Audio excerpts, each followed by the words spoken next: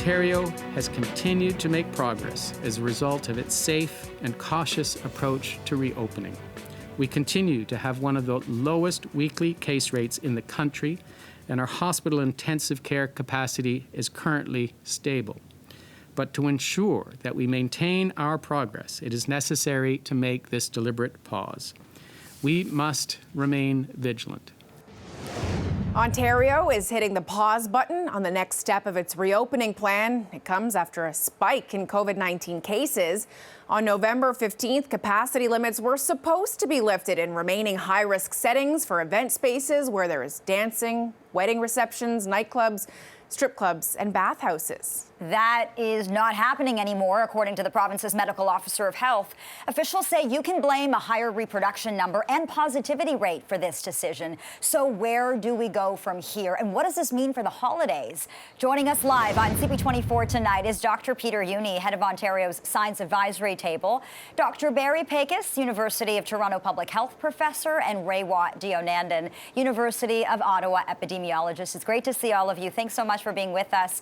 Dr. Juni, I think there's a lot of people out there looking at these numbers thinking, uh-oh, what is happening? I want to be clear here. Our hospitalization numbers in Ontario are stable, but the positivity rate is quite high. What do you think is going on?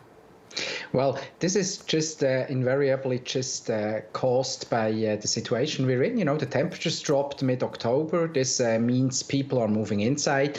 We lifted a few more capacity limits. This contributes. Perhaps Halloween also played a little bit of a role. The point now is that our case numbers are currently doubling every 15 days, meaning the average of today of 560 per day on average could become roughly 1,100 in about 15 days, meaning we would like to leave this trajectory and flatten the curve again. And therefore, it makes perfect sense if you already accelerate not to step on the gas pedal and therefore not to lift the last capacity limits.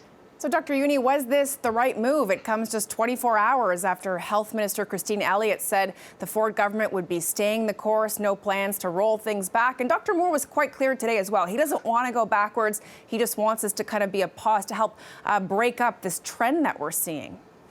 This is absolutely true. You know, the point now is that we are in a so much better situation than a year ago, despite the fact that we have a much more transmissible variant out there with Delta. So what we need to do now is to stabilize the situation, figure out what's going on, and just fine-tune locally, you know, in the different public health units in the province, if it's needed, the public health measures. That's the point.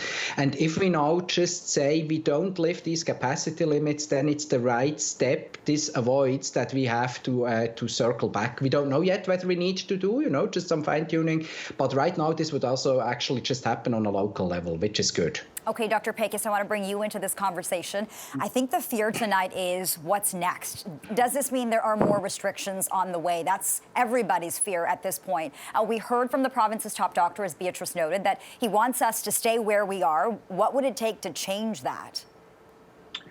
Well, you know, as Dr. Juni just said, what it would take is a failure to flatten the curve or a continuation of this trend of doubling every 15 days. And what that really means, the big worry here is that in 6 to 8 weeks, when the winter holidays are there and we're all planning on gathering, if we're at a point of, you know, 1,000, 2,000 or even more, that's going to be a real accelerant, and that's going to mean a really unfortunate and challenging new year. If we can avoid that, continue you know, on this trajectory or even head back down, thanks to people just being a little more vigilant in their own personal interactions, you know, I think we can have a much more successful holiday season and a much, much more successful new year with child vaccinations coming online.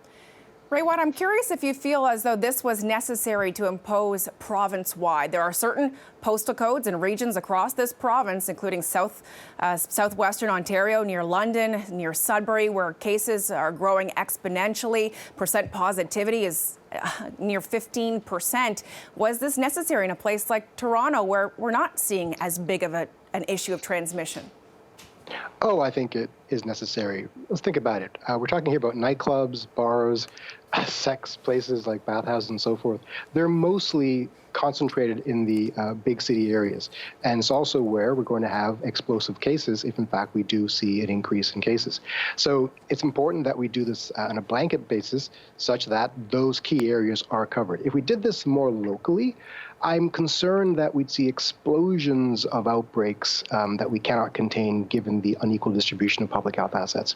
Like, we probably could manage this in a more heterogeneous distribution, but it makes sense at this point to simplify the messaging, simplify the policies, and just understand that we're holding still as a province until we get things under control.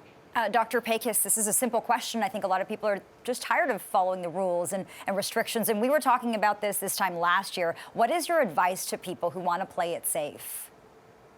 So, there's no question we're all very tired.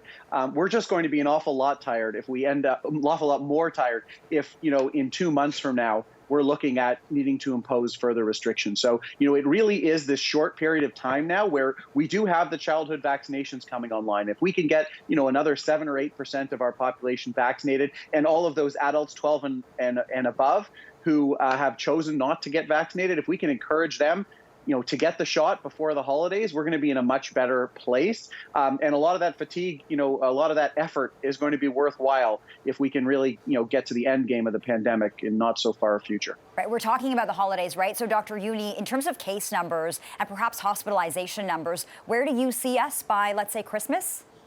Oh, it entirely depends on now what's happening next. If we leave this trajectory, I would hope, that we would be around 1,000 cases per day. But, nobody knows. It depends really on every single one of us. And how do we play that locally?